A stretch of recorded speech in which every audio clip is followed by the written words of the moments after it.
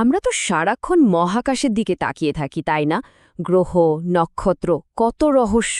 কিন্তু একবারও কি ভেবে দেখেছি যে গ্রহের ওপর আমরা দাঁড়িয়ে আছি ঠিক আমাদের পায়ের নিচে কি বিশাল এক জগৎ লুকিয়ে আছে? চলুন আজ সে গভীর রহস্যের দিকেই একটা ডুব দেয়া যাক। দেখি তো আমাদের এই পৃথিবীর একেবারে হৃৎপিণ্ডে কি চলছে। পৃথিবীর কেন্দ্রে ঠিক কি আছে?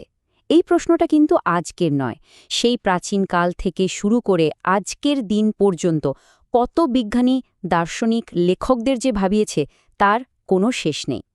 চলুন আজ আমরাও সেই বহু পুরনো রহস্যটার গভীরে একটু ঢু মেরে আসি। ভাবা যায় প্রায় ৬,৫০০ কিলোমিটার, মানে আমাদের পায়ের নিচ থেকে পৃথিবীর কেন্দ্র পর্যন্ত এই যে বিশাল দূরত্ব, এটাই তো আসল বাধা। এ কারণেই তো এটা আমাদের নাগালের এত বাইরে, আর বিজ্ঞানের জন্যও এটা একটা বিশাল বড় চ্যালেঞ্জ হয়ে দাঁড়িয়েছে। তো একটা ব্যাপার তো পরিষ্কার, সরাসরি সেখানে যাওয়াটা এক কথায় অসম্ভব। তাহলে প্রশ্ন হল, বিজ্ঞানীরা কিভাবে এই দুর্ভেদ্য রহস্যের সমাধান করছেন?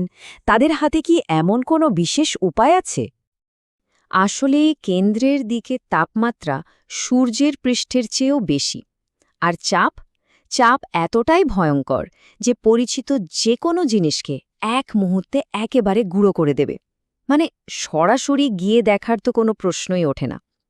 এই কারণেই বিজ্ঞানীদের একটা অন্যরকম, মানে পরোক্ষ কিন্তু দারুণ কাজের একটা পদ্ধতির ওপর নির্ভর করতে হয়। তাহলে উপায়টা কি? আচ্ছা, বিজ্ঞানীরা পৃথিবীর গভীরে দেখার জন্য যা করেন তা হল তারা আমাদের এই গ্রহের নিজস্ব হৃদস্পন্দন শোনেন। হ্যাঁ, ঠিকই শুনছেন। চলুন তো জেনে নেওয়া যাক এই গভীর থেকে আসা প্রতিধ্বনি জিনিসটা আসলে কী। ব্যাপারটাকে অনেকটা ডাক্তারের আল্ট্রাসাউন্ডের মতো ভাবা যেতে পারে। ভূমিকম্পের ফলে যে সিজমিক ওয়েভ বা কম্পন তৈরি হয় সেটাই এখানে মূল খেলোয়াড়। যেমন ধরুন, আল্ট্রাসাউন্ড আমাদের শরীরের ভেতরের একটা ছবি তুলে ধরে, ঠিক সেভাবেই এই ওয়েভগুলো যখন পৃথিবীর এক একটা স্তরের মধ্যে দিয়ে যায় তখন তাদের গতিপথ পাল্টে যায়। আর এই পরিবর্তনগুলো দেখেই বিজ্ঞানীরা ভেতরের গঠন সম্পর্কে একটা পরিষ্কার ছবি পেয়ে যান। তাহলে পুরো প্রক্রিয়াটা কিভাবে কাজ করে? দেখুন, প্রথমে কোথাও একটা ভূমিকম্প হলো, সাথে সাথে সেই কম্পনের তরঙ্গগুলো পৃথিবীর ভেতর দিয়ে চারদিকে ছড়িয়ে পড়তে শুরু করে। তখন সারা পৃথিবীতে বসানো সিসমোগ্রাফ নামের যন্ত্রগুলো সেই তরঙ্গের ডেটা ধরে ফেলে। আর সবশেষে বিজ্ঞানীরা ঠিক গোয়েন্দার মতো সেই সব ডেটা বিশ্লেষণ করে পৃথিবীর ভেতরের একটা গোটা ছবি তৈরি করে ফেলেন। দারুণ না ব্যাপারটা? তো এই সিসমিক গোয়েন্দাগিরির ফলে কি জানা গেল? চলুন এবার আমাদের গ্রহের এক একটা স্তরকে যেন পেঁয়াজের খোসার মতো ছাড়িয়ে দেখা যাক। পৃথিবীর গঠনটা বুঝতে গেলে একটা ফলের কথা ভাবা যেতে পারে। সবচেয়ে ওপরে যে পাতলা স্তরটা, মানে ভূত্বক, ওটা হলো ফলের খোসা। এর ঠিক নিচেই আছে বিশাল গুরুমণ্ডল বা ম্যান্টেল, যা হলো ফলের নরম শ্বাসের মতো অংশ। আর একেবারে ভেতরে কেন্দ্রে সেখানে আছে কোর, ঠিক যেন ফলের শক্ত বিচিটা। তবে সবচেয়ে মজার ব্যাপারটা কি জানেন? এই কেন্দ্র বা কোর কিন্তু একটাই জিনিস নয়, এর দুটো ভাগ আছে। বাইরের অংশটা, যাকে আমরা বলি বহিকেন্দ্র, সেটা আসলে গলিত লোহা আর নিকেলের এক উত্তাল ফুটন্ত সমুদ্র। আর তার ভেতরে যে অন্তকেন্দ্র, সেটা প্রচণ্ড চাপের কারণে একদম কঠিন অবস্থায় রয়েছে।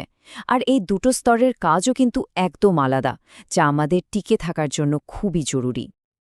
কিন্তু ঠিক যখন বিজ্ঞানীরা ভাবছিলেন যে পৃথিবীর কেন্দ্রের রহস্যটা তো প্রায় সমাধান করেই ফেলা গেছে, ঠিক তখনই সামনে চলে এলো একটা নতুন, আরও জটিল ধাঁধা। হ্যাঁ, গল্পটা মোটেই এখানে শেষ নয়। ভূতত্ত্ব বিজ্ঞানের একেবারে হালের কিছু আবিষ্কার প্রমাণ করে দিল যে আমাদের জ্ঞান আসলে এখনও কতটা অসম্পূর্ণ। এখনকার গবেষণা যা বলছে তা শুনলে অবাক হতে হয়। অন্তকেন্দ্রটা নাকি নিছক একটা মসৃণ কঠিন লোহার বল নয়, এর নিজস্ব একটা অমসৃণ গঠন বা টেক্সচার আছে। এমনকি এমনও হতে পারে যে এর ভেতরেও আরও স্তর লুকিয়ে আছে।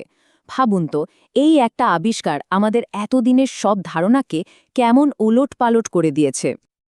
আর এই নতুন আবিষ্কারগুলোর কারণে এখন আমাদের সামনে আরও নতুন নতুন সব প্রশ্ন, যেমন অন্তকেন্দ্রের আসল গঠনটা ঠিক কী রকম, এটা কেন এমন অদ্ভুত, এর ভেতরে কি সত্যি আর একটা কেন্দ্র আছে, এই প্রশ্নগুলোর উত্তর খোঁজাই এখন বিজ্ঞানীদের জন্য সবচেয়ে বড় চ্যালেঞ্জ।